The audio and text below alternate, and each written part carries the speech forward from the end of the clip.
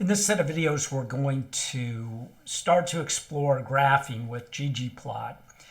The first thing we're going to do is build some histograms, some density plots, some things that allow us to analyze, big data and the data set that we have. So let's get started.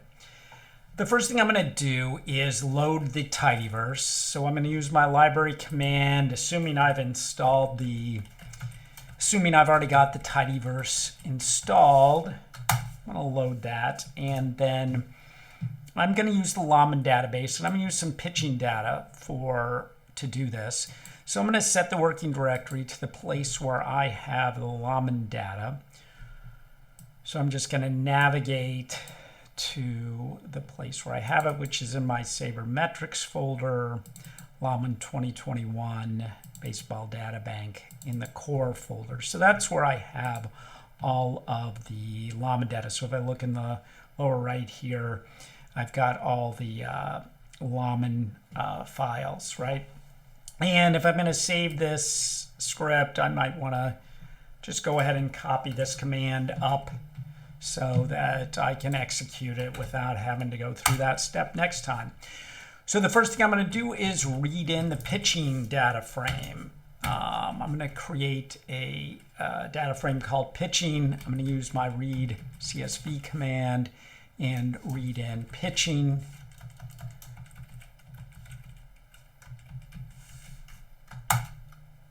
And then I'm going to read in the people data frame.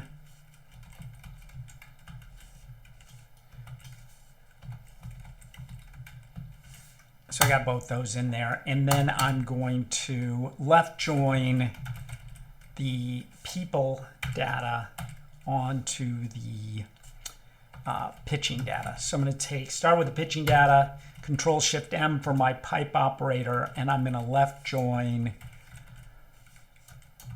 pitching with people.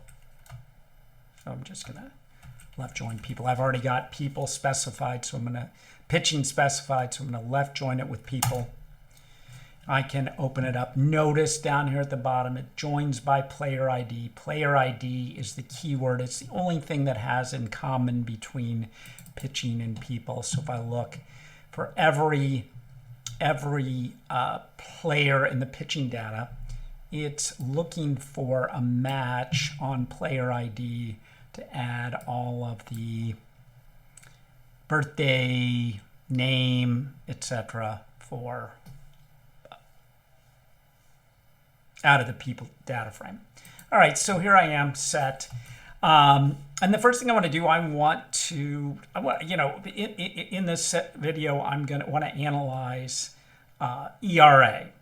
And so I'm going to use ggplot, the command. I'm going to use ggplot, and I need to specify the data frame, which in this case is pitching, and the aesthetics. So with a histogram, I'm really plotting one variable. I want to see how, what's the distribution like for the one variable. So the aesthetic for a histogram is just going to involve one thing. In this case, we're looking at ERA. Okay. And then to create a simple histogram, I just use the command histogram.